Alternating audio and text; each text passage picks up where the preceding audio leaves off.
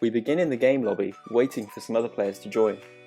Now the game has started, the board is revealed with player sprites at the corners, each having an associated score.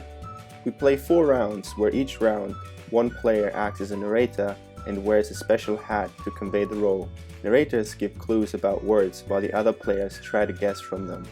These guesses have light bulbs instead, indicating when they make a correct guess. Depending on how lucky the narrator feels, they can choose from a list of 3 words or have their word chosen for them at the start. We didn't feel so lucky, but in the future, the lucky option can be used to encourage the annotation of less popular words.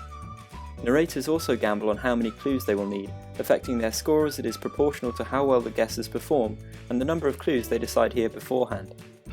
The narrator, while facing a timer, submits the first clue for the guessers to see. In our case, we chose the word face when describing nose. Once submitted, the other players reply with their guesses, scoring highest if they manage to guess on the first clue, and so on until the round's end. Here we can see that one player guessed correctly on their first try, receiving the maximum score increase. The others needed a bit more help from the narrator, who can view all guesses made so far to reduce confusion.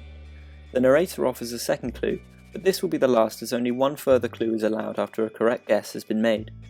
This is part of the game's adversarial nature, while the narrator's dependence on guesser performance encourages teamwork.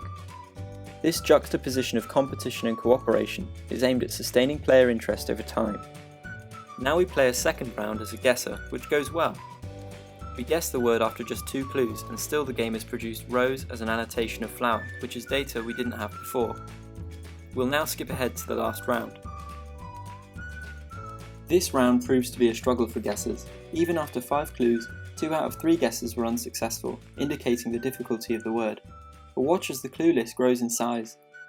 We obtained 5 annotations for nocturnal from the narrator alone, and guesses can be used as annotations for each of the 5 clues. You can really see the potential for widespread annotation here, as it thrives on the natural ambiguity of language. We finish with a scoreboard screen, showing the winner of the game at the top.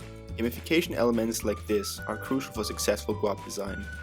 This game was actually made up of 2 human players and 2 bots. Bots are inserted in the absence of other human players to avoid long wait times. It will also be possible for other researchers to train and test bots using the same socket-based API as human would, as it is the case with our own here.